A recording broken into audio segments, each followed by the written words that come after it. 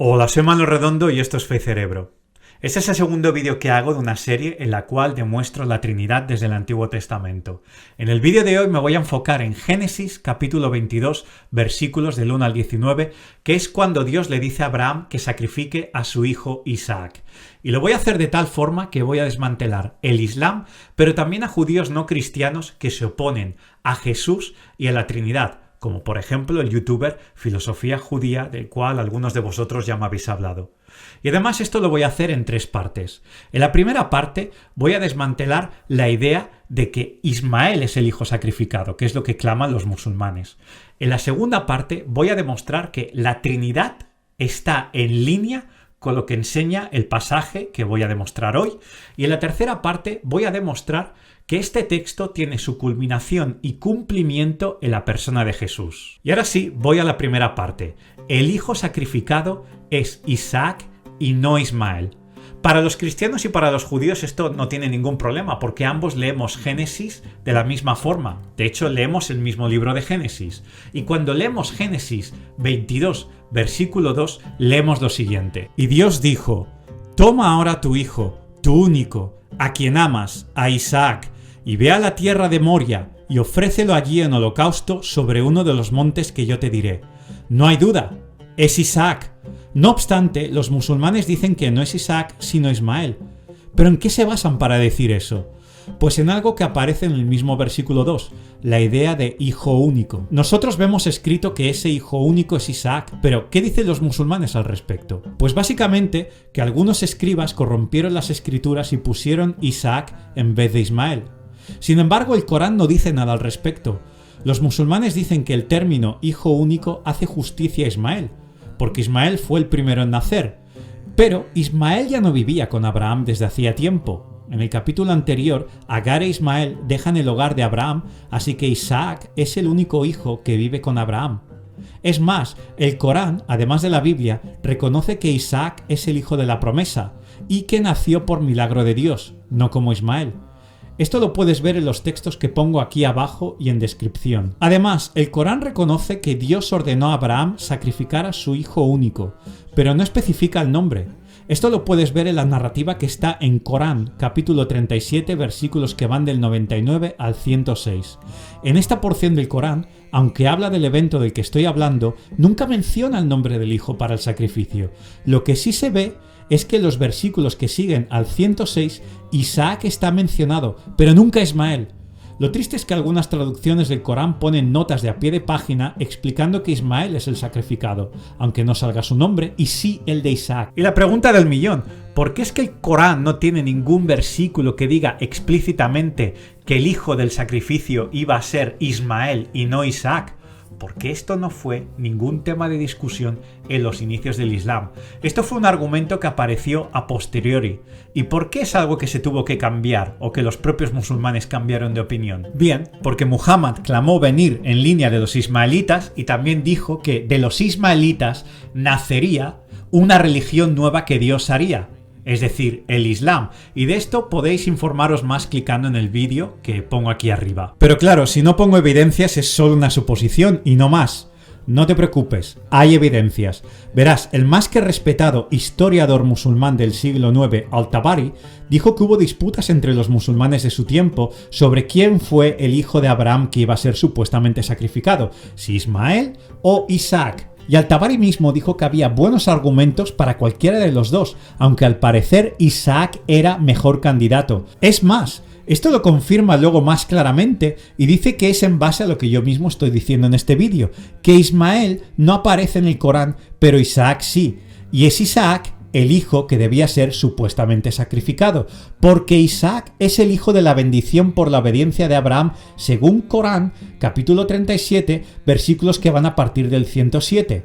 Dejo las referencias aquí y en descripción. Pero veréis, no solo Al-Tabari, hay más gente, como por ejemplo Ibn Abbas, que dice algo parecido en su tafsir respecto a Corán, capítulo 3, versículo 102, y Al-Qurtubi. Y bien, ¿qué he logrado con esto? Pues desmantelar el Corán y desmantelar con ello a la religión que se opone a la Trinidad. Y de hecho, me imagino que acabo de destrozar la festividad islámica que se llama Eid al-Adha, la fiesta del sacrificio en honor a Abraham. Y ahora voy con la segunda parte de este vídeo, la Trinidad en Génesis 22, versículos del 1 al 19.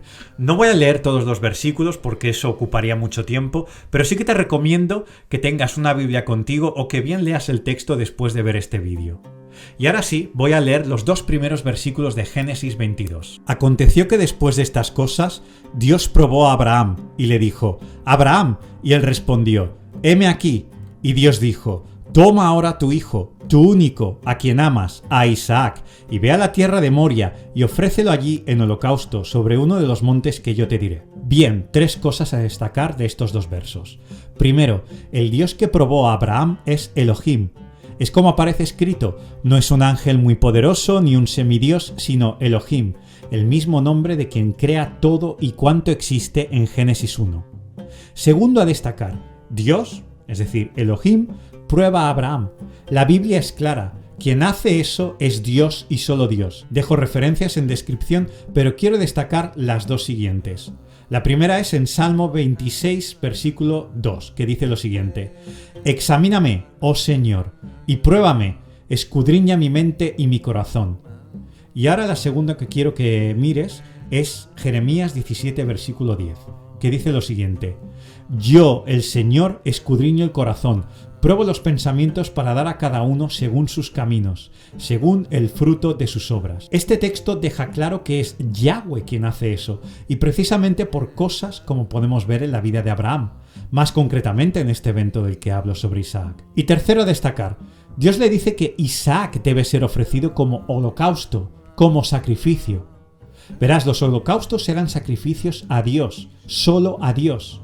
Mira Éxodo capítulo 22, versículo 20, que claro es. Dice lo siguiente: el que ofrezca sacrificio a otro Dios que no sea el Señor será destruido por completo. El texto sigue: Abraham va a Moria, hace un altar, coloca a su hijo Isaac para sacrificarlo y cuando está a punto de hacerlo, ¡boom! Mira lo que pasa en los versículos 11 y 12, que dice lo siguiente: mas el ángel del Señor lo llamó desde el cielo y dijo: Abraham, Abraham. Y él respondió: heme aquí. Y el ángel dijo: no extiendas tu mano contra el muchacho ni le hagas nada, porque ahora sé que temes a Dios, ya que no me has rehusado tu hijo, tu único. Mira lo que ocurre aquí. Aparece de nuevo, como en el vídeo anterior sobre este tema, el ángel del Señor. Recordemos, el ángel significa mensajero o representante, pero en este caso es el ángel del Señor, es decir, es como otro. La narrativa intercambia Dios y este personaje, es decir, a veces habla en primera persona y otras veces en tercera. Y es más, este personaje le dice a Abraham: no extiendas tu mano contra el muchacho ni le hagas nada, porque ahora sé que temes a Dios. Lo dicho, parece que Dios es otro, está en tercera persona. Sin embargo, el ángel sigue hablando y dice: ya que no me has rehusado tu hijo, tu único. ¡Bum! Recuerda lo que he dicho antes según Éxodo capítulo 22, versículo 20. Los sacrificios son solo para Dios, pero el ángel está diciendo que Isaac era en sacrificio para él. El texto original en hebreo lo dice muy claro. No es un tema de traducción, lo puedes ver aquí. Y con esto se concluye que hay dos personas distintas, porque el ángel habla de Dios en tercera persona y su título incluye que viene de Yahweh. Sin embargo, tiene las prerrogativas y peculiaridades de Yahweh, porque a Yahweh solo son los sacrificios, e Isaac era dado en sacrificio simbólico a este ángel. Pero esto no acaba aquí. Lee lo que sigue en los versículos que van del 15 al 18. El ángel del Señor llamó a Abraham por segunda vez desde el cielo y dijo: por mí mismo he jurado, declara el Señor, que por cuanto has hecho esto y no me has rehusado tu hijo, tu único, de cierto te bendeciré grandemente y multiplicaré en gran manera tu descendencia como las estrellas del cielo y como la arena en la orilla del mar, y tu descendencia poseerá la puerta de sus enemigos, y en tu simiente serán bendecidas todas las naciones de la tierra, porque tú has obedecido mi voz. Este ángel dice: por mí mismo he jurado, declara el Señor. Que no haya confusión, este ángel no está diciendo algo así como: Yahweh, otro que no soy yo, dice: por mí mismo he jurado. Y doy 4 razones para esto. La primera, ya has visto en el versículo 12 que este ángel le dice a Abraham: no me has rehusado tu único hijo. No dice: no le has rehusado tu hijo Isaac a él, a Dios, sino que este ángel dice: no me has rehusado tu hijo único a mí. La segunda razón es la expresión que dice: por mí mismo he jurado, declara el Señor, que se repite infinidad de veces en la Biblia, cuando el Señor mismo habla. Esto lo puedes ver en los profetas. Por ejemplo, en Isaías capítulo 1 se puede ver que Dios es quien habla, y en el versículo 11 se puede leer lo siguiente: ¿qué es para mí la abundancia de vuestros sacrificios?, dice el Señor. Harto estoy de holocaustos, de carneros y de sebo de ganado cebado, y la sangre de novillos, corderos y machos cabríos que no me complace. ¿Lo ves? Habla en primera persona sobre los sacrificios hechos a él, y aún podemos ver la frase dice el Señor. No dice digo yo el Señor, sino dice el Señor en tercera persona. Pero es más, Isaías 45 es mejor aún. El versículo 1 dice: así dice el Señor a Ciro, su ungido, a quien he tomado por la diestra. Se ve claro, no hay una separación entre el anuncio del profeta y la voz de Dios.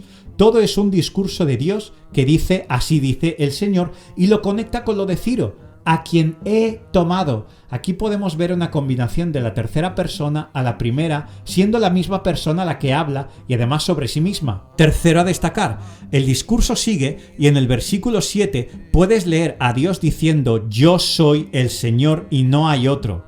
Esto también aparece en los versículos 18 y 19 entre muchos, pero en los versículos 11, 14 y 18, dentro del mismo discurso que estoy hablando en Isaías, también dice así dice el Señor, y en el versículo 23 dice por mí mismo he jurado, exactamente como en el versículo 16 de Génesis 22. Y como puedes ver en los versículos del 17 al 18, este ángel bendecirá a la descendencia de Abraham, multiplicando la descendencia de este, es decir, es dador de vida, como Dios. Y si hay alguna duda, esto es precisamente, como dije en mi anterior vídeo, lo que promete y hace este ángel en Génesis 15, que se ve con el personaje identificado con el título La palabra del Señor. Y es exactamente la misma bendición que el ángel del Señor promete a Agar en Génesis 16 y lo mismo a Agar en Génesis 21. Y cuarto a destacar, los Targums, es decir, antiguos escritos rabínicos sobre la Torá y que son considerados autoritativos para los judíos, confirman lo que he dicho hasta ahora. Por ejemplo, el Dr. Jordan, cuyo apellido no voy a pronunciar porque no lo voy a hacer bien, pero lo podéis ver en pantalla, experto en el Antiguo Testamento y la lengua hebrea, traduce Génesis 22 del Targum Onkelos y dice claramente que no hay distinción entre el ángel del Señor y Dios. Por cierto, en mi vídeo anterior hablo de Génesis 19, versículo 24, versículo que dice que Yahweh hizo llover fuego desde Yahweh en el cielo, y el Targum Yonatán identifica a este Señor, a este Yahweh, directamente como el personaje conocido como la palabra de Yahweh. Además, en ese mismo Targum, cuando vamos a Génesis 22, versículo 12, 2 veces se puede ver cómo el ángel del Señor es el centro de adoración. El ángel dice: ante mí queda claro que temes a Yahweh. El concepto de temer a Dios es un sinónimo de adorarlo. Así lo puedes ver en Deuteronomio 6, versículo 13, que dice: temerás solo al Señor tu Dios y a Él adorarás, y jurarás por su nombre. No solo el ángel acepta ser temido como solo Yahweh ha de ser temido, de la palabra Yareh, que es la misma que sale en Deuteronomio 6.13, sino que el Targum confirma que el ángel afirma que el sacrificio de Isaac era dedicado a él. Recuerda lo que he dicho sobre Éxodo 20:22, los sacrificios son para Dios, nada más. Y es más, el filósofo greco-judío Filón de Alejandría revela que ya antes de Jesús había en muchos círculos judaístas la idea de Logos en referencia a un mensajero que representaba a Yahweh, pero que era como Yahweh. Además, dijo que existía un binitarianismo entre los judíos. Dejo referencia en comentarios. Y por último, el académico judío de la lengua hebrea Benjamin Sommer es alguien que, sin ser cristiano, entiende que la idea de la Trinidad es razonable a la luz de los textos que he ido mencionando, y dejo referencias al respecto. Por lo tanto, y a la luz de todo lo que he dicho, este ángel en el versículo 16 dice que jura por sí mismo Y como dice Deuteronomio 6:13, uno solo puede jurar en el nombre de Yahweh, así que este ángel es Yahweh. Pero es que además el ángel se llama a sí mismo Yahweh cuando dice así dice Yahweh. Repásalo todas las veces que sean necesarias. Y ahora voy a la tercera y última parte de este vídeo. Génesis 22, versículos del 1 al 19, tiene su cumplimiento y su culminación en Jesús. Y aunque en el Nuevo Testamento no hay ninguna referencia explícita al respecto, que hagan de paralelo entre Jesús y Génesis 22, sí que hay una acumulación de casos y de paralelismos que a uno le hacen pensar que no es casualidad, sino que realmente el uno refleja al otro. Por ejemplo, el lugar, Moria. Muchos dicen que es el lugar donde Jesús fue crucificado, aunque yo no lo tengo tan claro, pero lo que sí tengo claro es que Moria es el lugar donde se construyó el templo de Salomón. Esto lo podemos ver en 2 de Crónicas, capítulo 3, versículo 1. Hay la región de Moria y el monte de Moria. Creo que Jesús sí fue crucificado en la región de Moria, pero no en el monte de Moria, ya que ahí estaba el templo. No obstante, Jesús es el templo absoluto de Dios y en ese sentido, como templo, Jesús es el sacrificio, el perdón, la revelación, el centro de adoración, de comunión, de donde Dios se manifiesta y bendice. Sigo. Está también la narrativa de hijo unigénito. Génesis 22, versículo 2, habla del hijo único, del hebreo Az Benja Az Ijit, que una opción al ser traducido al griego es monógenes. Sigo. Está también la referencia a hijo amado. Isaac es el hijo amado de Abraham, pero Jesús es el hijo amado del Padre. Esto lo podemos ver en la transfiguración y también en el bautismo de Jesús. Sigo. Está también la narrativa del tercer día. Jesús murió y al tercer día resucitó. Y en Génesis 22, versículo 4, vemos que fue al tercer día cuando Abraham alzó la vista y vio el lugar del sacrificio. Sigo. Tanto Jesús como Isaac son los sacrificados, y de alguna forma hay una voluntad por parte de ellos en participar en el sacrificio. Por supuesto, en el caso de Jesús es un caso mayúsculo. Él mismo sabía lo que le ocurriría y de hecho dice que para eso vino al mundo. Isaac no está en ese nivel, pero no parece haber oposición por su parte. Sigo. Está el elemento de ser sacrificado sobre madera. Jesús en una cruz, Isaac sobre leños. Sigo. En el versículo 14 vemos que Abraham, que ya no tiene que sacrificar a Isaac porque la prueba ha terminado, llama a ese lugar Yahweh Jireh, el Señor proveerá. Proveerá en el futuro, y esto se cumple con Jesús, que en el Nuevo Testamento es llamado en varios sitios el Cordero de Dios. Sigo. En el versículo 13 aparece un carnero, que no es un cordero. Es muy interesante porque el carnero tiene los cuernos atrapados en un matorral. El matorral es de donde se hacen los espinos y probablemente la corona de espinas de Jesús se hizo de algo así. El carnero tiene los cuernos, que en la Biblia tiene mucho simbolismo como fuerza y majestad, pero en este caso la corona del carnero está cubierta por un matorral. Curioso, la corona con la que venció Jesús no fue con la de sus superpoderes, sino con la de su humildad. La de la obediencia al Padre. Hasta ahora he sido muy binitario, he hablado básicamente o aparentemente de dos personas y no de tres, pero es que cuando conectamos con Jesús y con el Nuevo Testamento podemos traer al Espíritu Santo. Y de hecho cuando traemos al Espíritu Santo hemos de hablar del nacimiento de Jesús y me voy a basar en el Evangelio de Mateo. Cuando vamos al Evangelio de Mateo capítulo 1 versículos 18 y 20 vemos que el Espíritu Santo es quien crea un cuerpo para la humanidad de Jesús. Esto es algo que solo Dios puede hacer. Solo Dios es creador de vida. Pero es más, en Mateo 1:21 podemos ver lo que significa el nombre de Jesús. Jesús significa Yahweh salva. Pero claro, uno puede pensar, Yahweh salva a través de las cosas que hace Jesús. Pero no, Mateo 1:21 explica la razón por el nombre, porque dice que Jesús será ese que salva. La Biblia, el Antiguo Testamento, es muy clara. Dice que solo Yahweh salva. Pero aquí Mateo 1:21 dice que Jesús es el Salvador, es quien salva. Y bueno, dejo aquí el vídeo porque ya que traigo al Espíritu Santo y a Jesús en el Nuevo Testamento, es mejor dejarlo aquí para futuros vídeos. Pero eso sí, antes de irme, quiero invitarte a que te suscribas a mi canal, si no lo has hecho, a que hagas comentarios, a que le des like y a que no solo seas un oyente de estos vídeos, sino que participes en la Gran Comisión. Lleva estos vídeos a más sitios, a iglesias, a musulmanes que conozcas, porque de esta forma participas en la gran comisión y llevamos la salvación a mucha gente. Hazme caso. Bien, ahora que podéis ver que el sol está súper radiante, lo dejo aquí y me despido. Nos vemos aquí, en Faith Cerebro.